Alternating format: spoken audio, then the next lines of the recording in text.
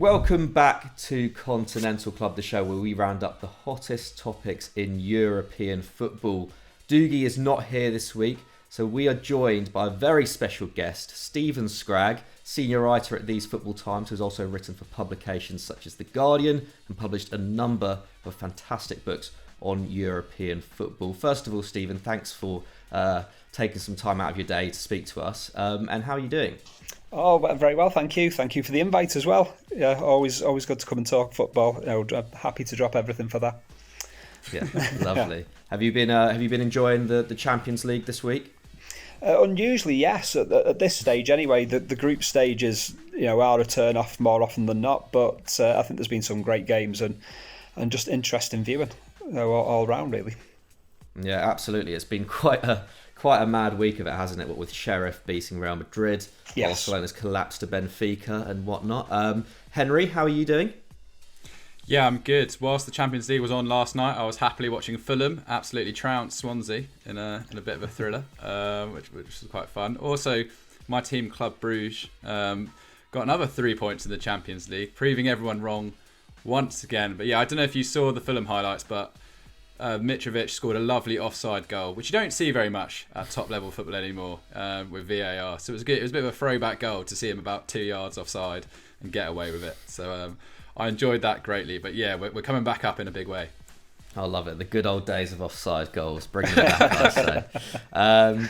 But today we are talking about the most improved teams in Europe. There's been quite a few of them, especially in Serie A and Liga, which we're going to be talking about predominantly today. And we're going to kick off with Napoli, who was suggested to us by Trav Leveson on Twitter. Steven, they've had quite the start to the Serie A campaign, haven't they? Oh, they've really got out the blocks. I don't think it should be much of a surprise, though. Yes, they've had a couple of inconsistent seasons league-wise for the last 2 seasons, but that tends to be par for the course with Gennaro Gattuso. He is quite volatile. It's all or nothing. So it's easy to upset the apple cart when it comes to Gattuso. So to have that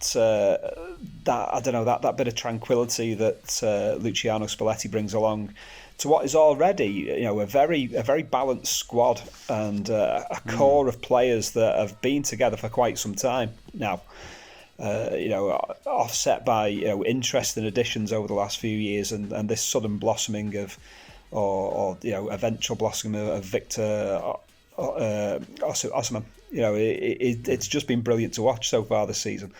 Really fallen back in love with Serie A this season. A long-term lover of it, but I've pulled my hair out over the way that it's descended in the last 2 decades. But this is kind of like signs of life suddenly for Serie A. Juventus being overturned last season, Inter taking the title. But suddenly, it just feels like there's a window of opportunity for someone to come along, and this is Napoli's chance, really. Yeah, for sure. Because they came so close in the Maurizio Sarri era, didn't they? Obviously, they had that 91-point season in 2017-18. Even finished second under Carlo Ancelotti as well. What do you think is, who do you think has been kind of the key driver in this team? Obviously, they brought Anguissa in from Fulham in the summer. Is there anyone who's particularly? I know you mentioned Victor Osimhen. Is there anyone else who's particularly impressed you in this Napoli side in the new season? I think the good thing about Napoli is it's the collective rather than the individual, and that's always what comes down to the most successful teams and teams that will either win a league title or have a compelling chance to do so. And they just have this great spine through Koulibaly and Ruiz and Insigne, and it's almost like it's all fallen into place for them. Every variable is there for Napoli to do well this season. It will come down to that series of kind of like sliding doors moments, and you tend to be deflected towards a league title.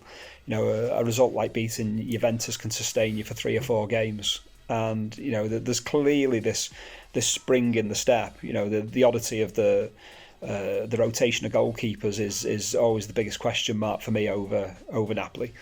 But they do. It's very much the collective for me. They're very much a side that you scratch below the surface and think, God, they've got a lot of talent there. Zielinski is another one. They've just got so much to them that it's going to come down to a lot of variables. But they are well set up to really go for the big one this time, having come, like you say, very, very close, or threatened, or moved themselves into position to be able to strike for it, only to be, I don't know, talked out of it. It will maybe come down to the psychology of winning a league title. There's a lot of psychology behind winning a league title. It's almost as if Napoli have kind of returned to, I don't know, the version of themselves from the 70s and the 60s, where they were very much a there or thereabouts type of football team. Not adverse to top 5, top 6, even higher place finishes. Win a Coppa Italia is all fine, but to strike out and win that league title. But it does seem to be interestingly falling into place for them. Yeah, for sure. You talk about the collective kind of effort of the side, and Spalletti's kind of a kind of epitome of a manager who really prioritises the collective. I think this week he was talking about how they still need to improve, they still need to work harder. Talk about how he hates players who don't put the work in. I think he even talked of himself as a bad coach, but one who has always worked from the kind of crack of dawn until kind of the dead of night. Yeah, so one of the hardest working coaches going, and the fact that as well, it's his holy grail. It's the one that's missing off his CV. It is as much this I don't know, trial of psychology is going to be as much for him as it is for his players. They've strengthened, but they've not strengthened massively. He's clearly looked at it and thought, we've got a great basis here to be able to strike forth, and it's all very kind of like subtle aesthetics. This is what it will come down to, and yes, the collective is absolutely massive. There's a lot of that within. As a Liverpool season ticket holder, that's recognisable with Jurgen Klopp's ethos is that yes, we've got Mo Salah, etc. But it always comes collective first, individual second. It's these individual components that can make the magic that brings the collective together, and this is what I'm kind of seeing with Napoli. It's early days, we're only talking six games into the campaign, but a long arduous season ahead. And there's so many different variables. An injury here can make such a difference. But for me, Napoli are showing signs of this could be the real deal. Yeah, they are. Considering Spalletti's been out of work since 2019, he really looks to be sort of grabbing this opportunity with both hands, doesn't he? I mean, 17.2 shots per game, only matched by Roma at the moment, isn't it? Only Torino concede fewer than their 7.3, as you say, 6 wins. It's also the display. It's the display of goals as well. I think it's like 10 different players have scored in those first 6 games, and that is the sign of a team that can go close to winning a league title. What it is if you narrow your options down, and you might have a couple of 20 goal a season strikers and someone who might chip in 3 or 4 from midfield, that doesn't win you a league title. The league title winning teams will be the teams that score from all over the pitch and have got so many different options, and that's what blindsides your opposition. They don't know where the goal is going to come from, really. Yeah, for sure. And talking about teams who are really kind of spreading the responsibility around, I think we can move quite smoothly onto a team in France, Henry, who you were bigging up quite a lot in the summer, talking about their transfer business of Georges Sampaoli coming in towards the back end of last season, and similarly playing some excellent football this term. What have you made of Napoli so far? This comes in from @EuroExpert, by the way. Marseille. I mean, the thing about Marseille is, I love Andre Villas-Boas. I sort of got a soft spot for him. However, his sort of style of football was really quite turgid, wasn't it? It was sort of defence first, sort of hitting on the break. Their results weren't particularly exciting. Sampaoli's come in and really revolutionised this side. If you want to hear more about this, by the way, we did a scout report on Eurofootball Daily about sort of 3 managers with wild tactics. And Sampaoli's tactics right now are sort of very maverick in the way that he sort of tries to overload the final third, try and create as many one-on-one opportunities as possible. And it's getting the best out of a lot of kind of guys maybe unheralded prior to arriving in the south of France. And as you said, they had a very busy summer. Only PSG generated a higher net spend than Marseille, £50.5 million. Gerson arrived for €25 million. Leonardo Balerdi for €11 million. Milik, his move was made permanent for €9 million.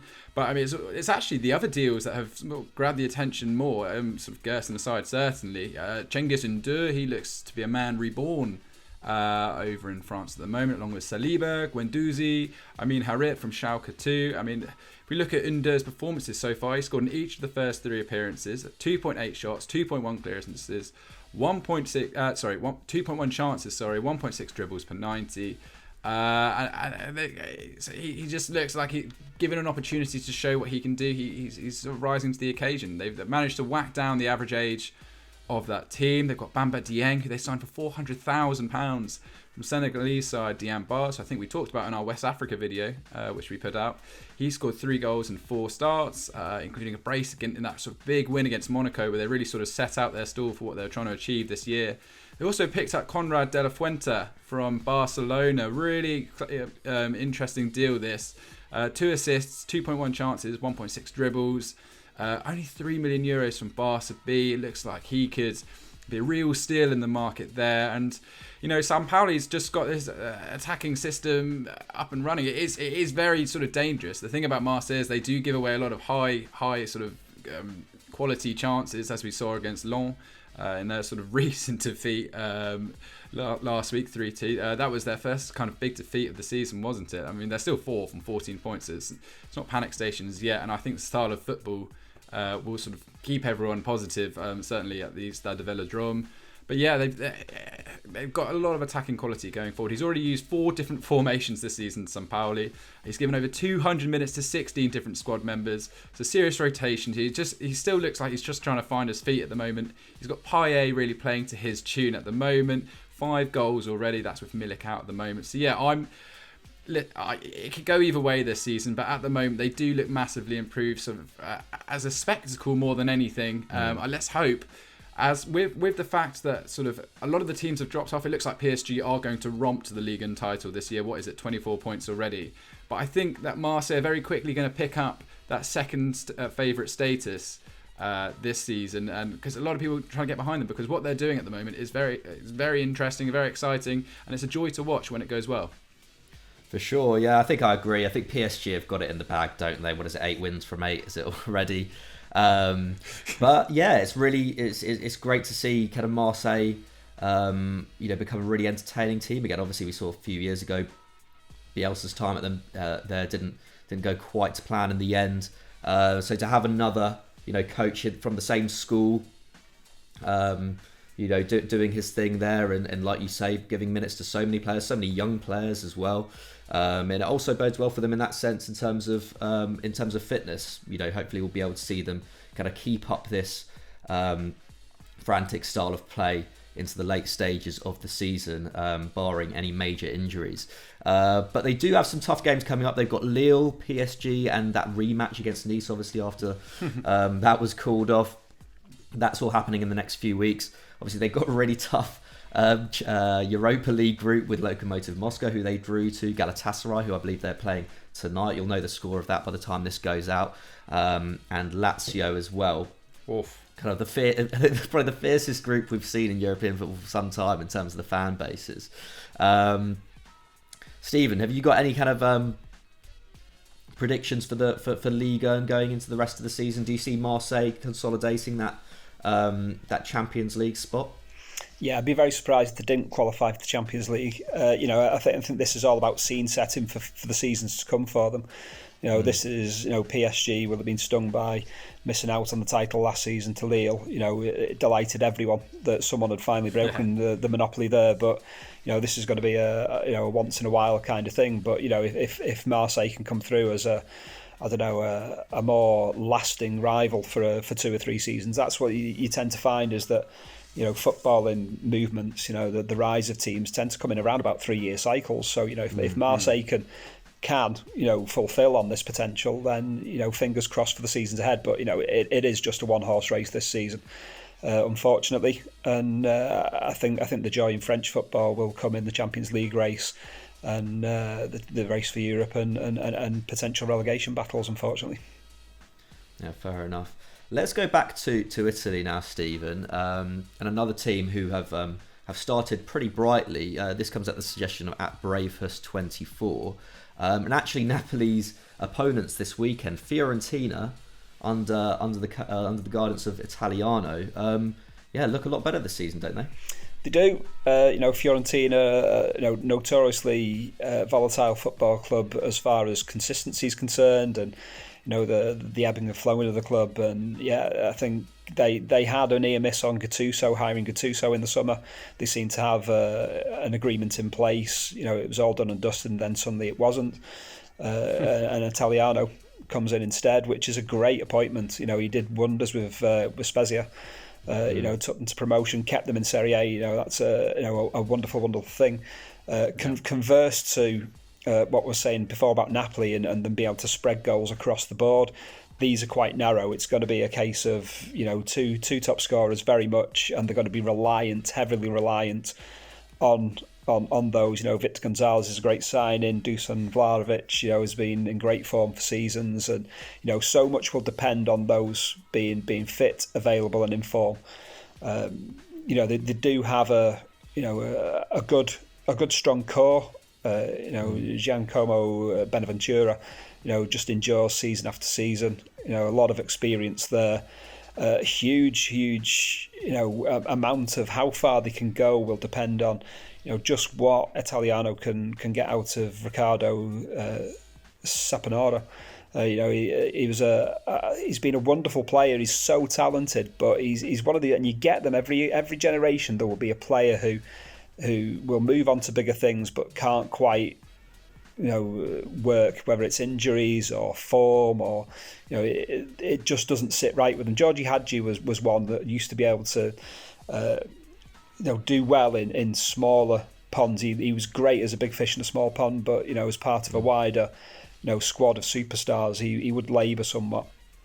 And he is another one. He's played so well across his career at Empoli, yet struggled when given the scope elsewhere. And this will be a big ask. And he was on loan at Spezia last season, so he's played under Italiano before.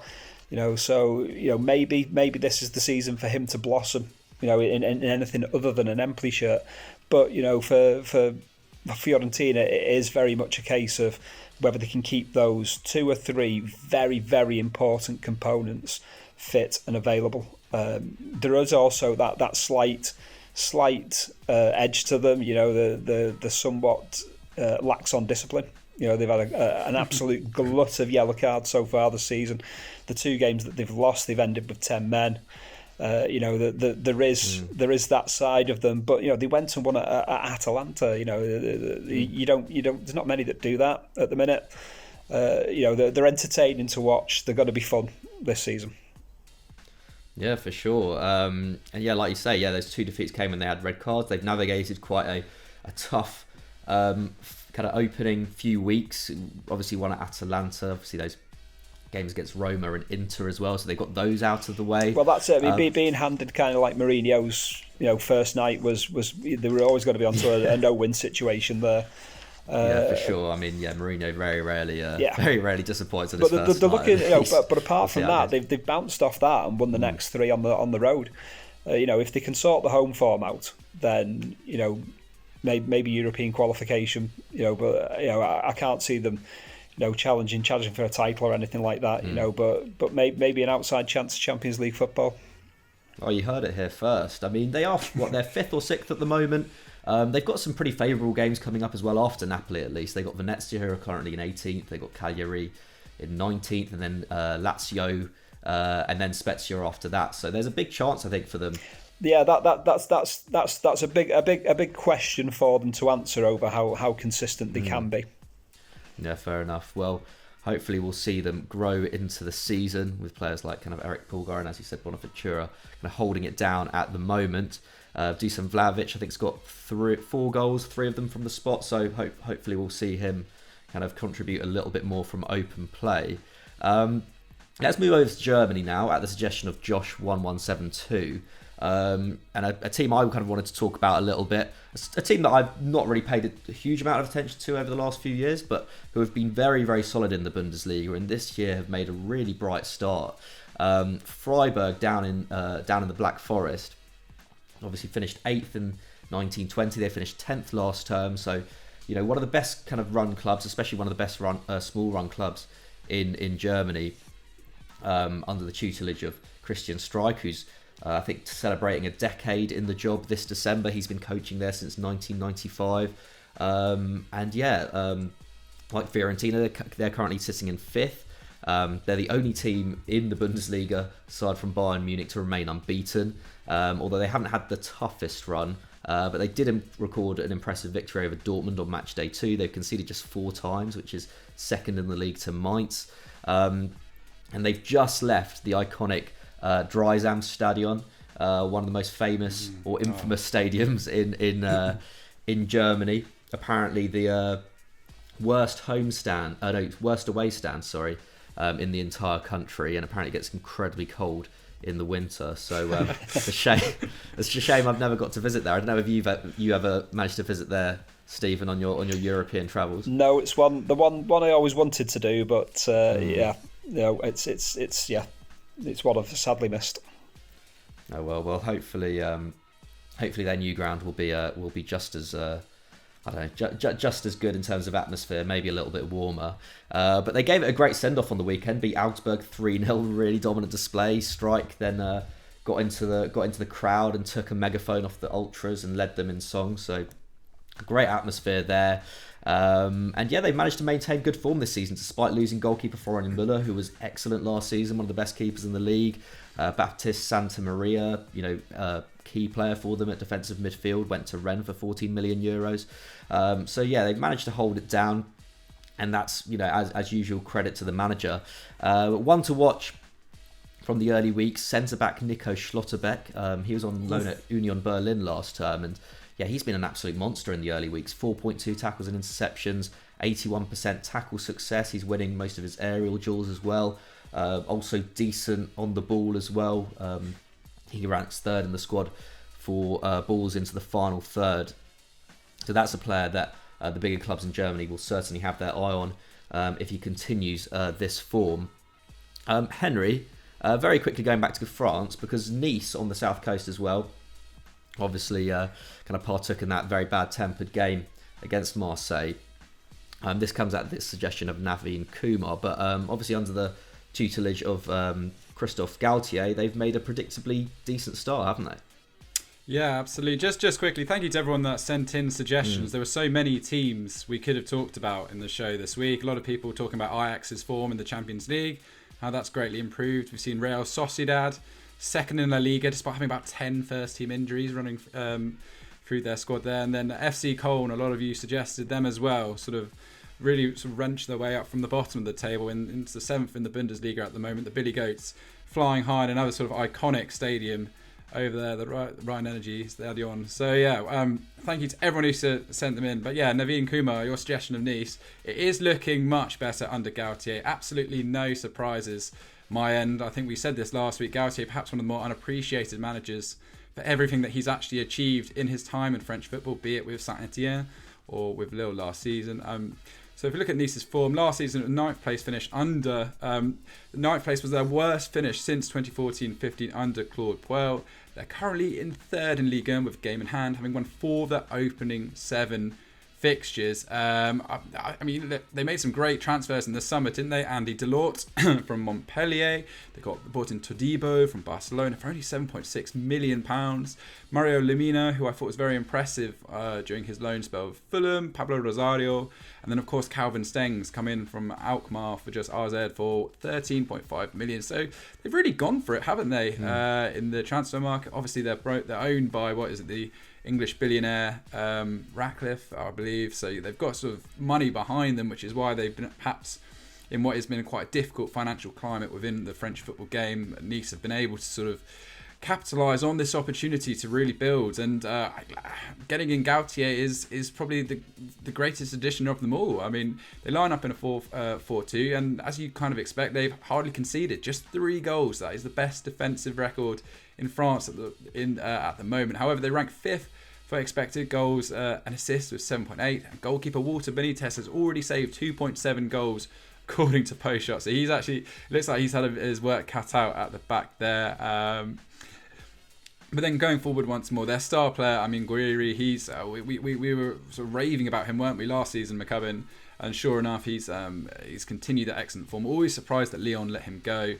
He's got 5 goals and 2 assists in 7 appearances, 2.8 shots, 2.2 chances. He's a really efficient striker, and I think I saw Pat van Strassen recommend him for a big Premier League club somewhere down the line. He does look like the kind of guy that can come in and do a job. But yeah, for Nice, this is massively exciting. As we said, there's a big opportunity in French football to sort of push into these Champions League positions, and it looks like they're the ones at the moment, along with the likes of Marseille. And if Lyon can kind of stabilise a little bit, they're the ones that look they can really go for it this season. So yeah, Nice, what an improved side.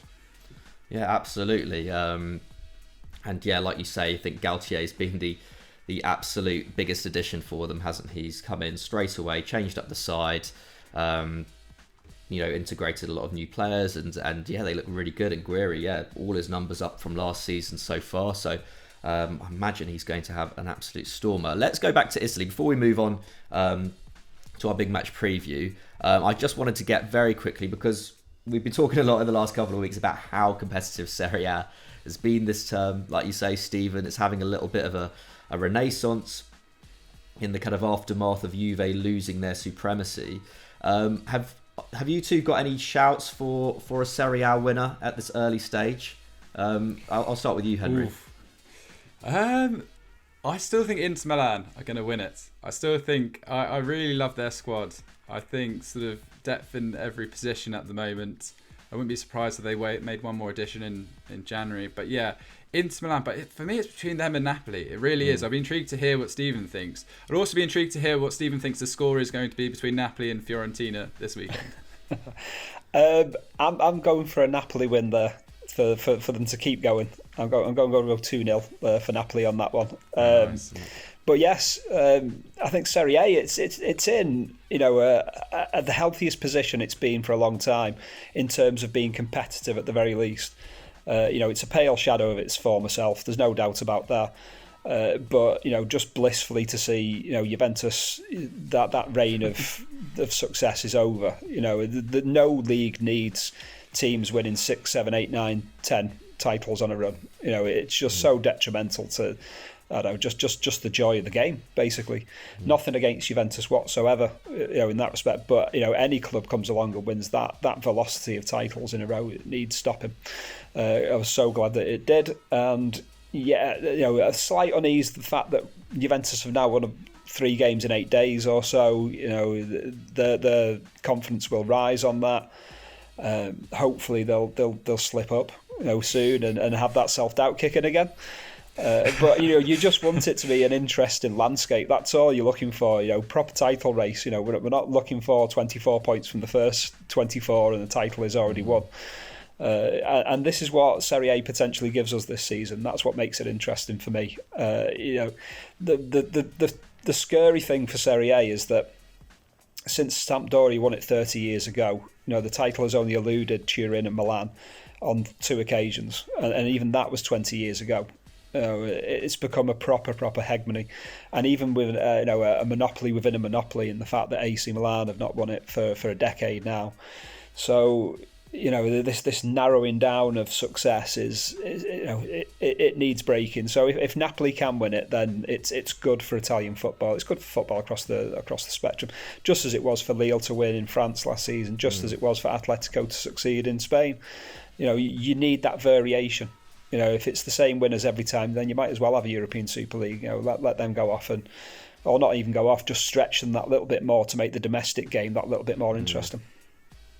Interesting. I mean, it certainly would be a great tribute, wouldn't it, to the late Diego Maradona if Napoli were to pull it off in the first full season in the Diego Maradona Stadium. Yeah, wow. Yeah, I absolutely am with you on that. Although I still do feel like Juve will come back into it at some point. There is that sense of foreboding that they're starting to put this together. Yeah, absolutely. Especially after that win over Chelsea midweek. Big win for them in the Champions League. And you mentioned Sampdoria there, Stephen. There's a great article you wrote on These Football Times about that famous Scudetto win. So I urge anyone who wants to hear more about that to go and check that out. We'll leave a link in the description below. But I think we've rounded up Europe's most improved teams pretty well there. So let's move on to our big match preview. So we had a few options for our big match preview this weekend. We've got the Turin derby in Serie A. We've got Atalanta versus Milan, Lille, Marseille as well. But I think we've covered French and Italian football quite enough for this week, and nothing really comes close to what's going on in Spain. Atletico Madrid v Barcelona at the Wanda Metropolitano, kicking off at 8 p.m. UK time on Saturday evening. Huge clash, although both teams have started in fairly mixed form. Fourth versus sixth, title rivals Real Madrid pulling away at the moment. They're currently averaging 3 goals a game. But Henry, Atletico Madrid, big win over Milan this week in the Champions League, wasn't it? How do you see them going into this game? Oh, a lot of fury on Italian football Twitter about this game, isn't there? So the UEFA hatred of Serie A, that seems to be really lucky to emerge victorious in Milan. And to be honest, Atleti, a lot of their games this season, they've sort of just scraped through by the skin of their teeth. 4 of Atleti's last 5 games in all competitions have featured a red card, with 3 of them going to the opposition. So they've been given sort of a helping hand, and they've been able to make their advantage count. Certainly in this Milan game anyway, they took 22 shots to Milan 7, enjoyed 64% of the ball. But I mean, Milan were on top prior to all going wrong for them there. And it's good to see Griezmann get off the mark as well. That could be a really big factor going into this game here. He's been awful actually. To the point that I don't think Atletico had registered a shot on the pitch with Griezmann in the starting 11, and most of their goals in recent 2-1 victories, which they've sort of been scrounging at, have been when they've removed Griezmann. For him to get a goal involvement should hopefully kick off his time back with Los Rojiblancos, because it hasn't been the easiest homecoming for the Frenchman so far. If we look in the Liga, not in the best of form either. Lost 1-0 to Alaves on the weekend, producing just 0.56 XG on the day, and they've won just 2 of their last sort of 5 games. I've been really impressed with Angel Correa up front. He's been their main man, hasn't he? 3 goals, 1 assist, 2.5 shots. And then Carrasco as well. He's sort of really risen to the occasion back with Atleti since returning from China. It's just a bit tricky, isn't it? With Atletico Madrid, you never quite know what they're going to produce. They seem to be blitzing teams. They're sort of getting quite lucky with the quality of their goals. It's good to see Rodrigo de Paul sort of turning up so far. 1.7 dribbles, he's created 2.3 chances per game. That's kind of what we expected to see from him, but just a single assist. So once he gets up and running, that could be very exciting. But yeah, Atletico Madrid, you always sort of back them to get a result. It's never very pretty. But I mean, against Barcelona this week, if there was ever a chance for them to really stamp their authority on Barcelona, it's surely this game, isn't it? Yeah, I mean, Barcelona are in, as bad a position as can be, as I can remember early in the season. What do you make of what's happened over the last 3 weeks at Barcelona, Stephen? Oh, this is like Barcelona returning to the version that they were. Before Cruyff, dysfunctional is the only word that you can truly sum up Barcelona with at the minute. And this is like them going back 30, 40 years to times when they would regularly hit the self-destruct button in the most hypnotic fashion, and this is really kind of like peeling back those years. And what could go wrong will go wrong, and Koeman's just. It's almost like they can't afford to sack him. It's incredible, which is possibly the reason he's still got his job. It's amazing to see this version of Barcelona after, they reinvented themselves basically as a football club. From this, this side that couldn't win a Liga title. It's amazing that people that don't quite, if they don't look back over a period of time over football. The Barcelona of the early 1960s to the version that Cruyff propagated. They only won like 3 league titles between that period of time. They won in 60, they won in 74, and then won under Venables in 85. It was very, very sporadic. They were very much a cup side. That's why they did so well in the Cup Winners' Cup. A lot of Copa del Reys were won, but league successes were hard to come by. And it's almost like the kind of like returning. So this Barcelona now that is I don't know, kind of like propelling itself back to those times. Really, this is absolutely unrecognisable to what we know from Cruyff, from Rijkaard, from Pep Guardiola. Even this isn't like the worst rancor under Louis van Gaal. This is it is incredible to witness, and you can't help but look back to those results against Roma, against Liverpool, and those capitulations, and it's almost like they've totally ripped the soul out of the club, and now here they are post Messi as well, and it's almost like they're just groping around in the dark for a new identity almost. Yeah, I mean it's pretty crazy to see, and especially after losing their first 2 Champions League games for the first time ever, and players like what's the name, Eric Garcia having an absolute nightmare the other night. Awful.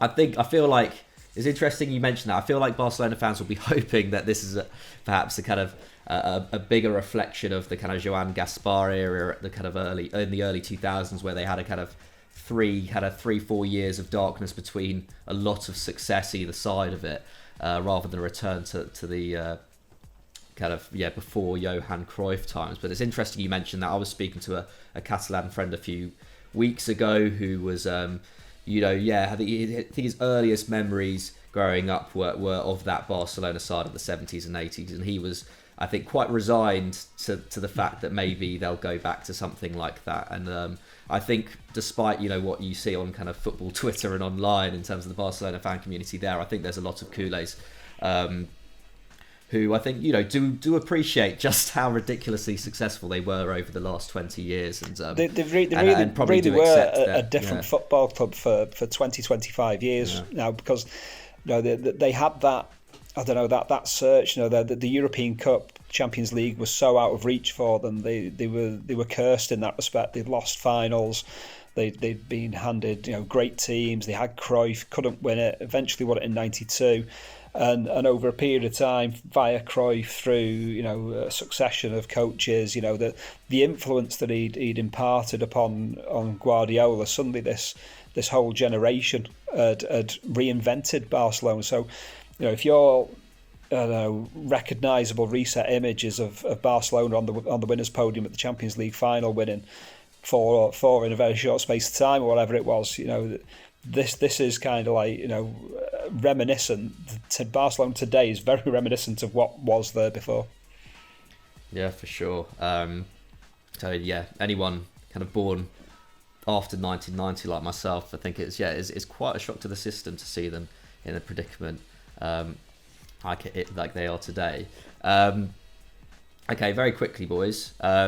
Bit of team news. Aguero still out, Dembele still out, Braithwaite and Alba still out as well for Barcelona. Atletico Madrid, pretty clean slate. Tom and Lamar the only one out, so they go into this a little bit stronger in that sense.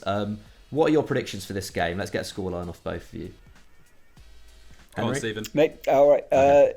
Everything's pointed towards an Atleti win, which would actually make a Barcelona victory almost a shock. In a way, I'm going to sit on the fence and go for a draw in this one.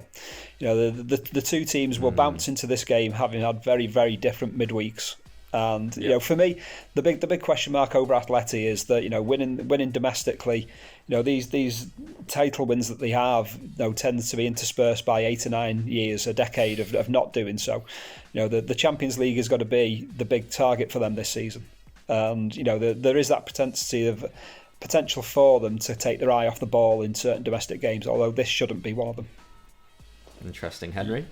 Yeah, I mean, that Benfica game was truly shocking. Their starting 11 is meant to be good enough to at least get a result there, but not a single shot on target, 3 shots between them.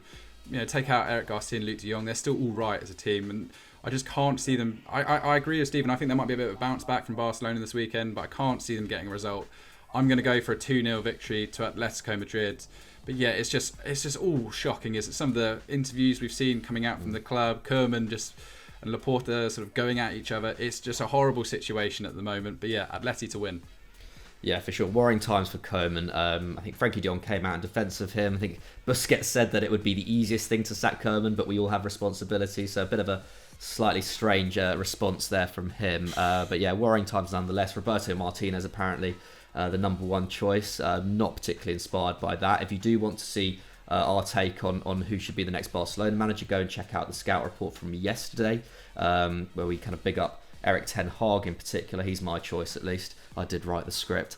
As for me, I think I'm actually going to go, I don't know, for whatever reason, I think it might be a narrow Barcelona win. I just feel like after the 2 weeks that they've had, it wouldn't surprise me if they somehow managed to get something out of this game. Kind of, all the players kind of getting together and really giving it their all in this match. But I think that's all we have time for now on Continental Club.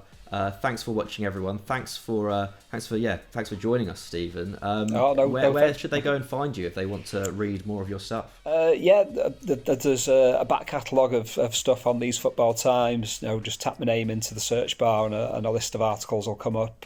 You can find me on Twitter at Scraggy_74, and there's a raft of books there, growing on Amazon and all other book depositories. Lovely. Henry, where should they go next if they want to see more Euro Football Daily stuff? Check out look at the reign of La Masia under Laporta. As I said, go look at your scout report. But yeah, just great to have Stephen on. Real great to hear his, the passion and knowledge and sort of great sort of early Serie A years. And we can't recommend These Football Times enough. It's just a brilliant place to go read about this sport. So yeah, thank you very much, Stephen, for joining us. Oh no, thanks for asking. Yeah, absolutely. Yeah, I second that. Yeah, thanks for joining us, Stephen. And yeah, go and check out his books. Go and check out his writing. It certainly helps me out on research in European football in the past. So yeah, go and check that stuff out. Like and subscribe if you haven't done so already on Euro Football Daily. And yeah, thanks for watching, and we'll see you next time. Bye.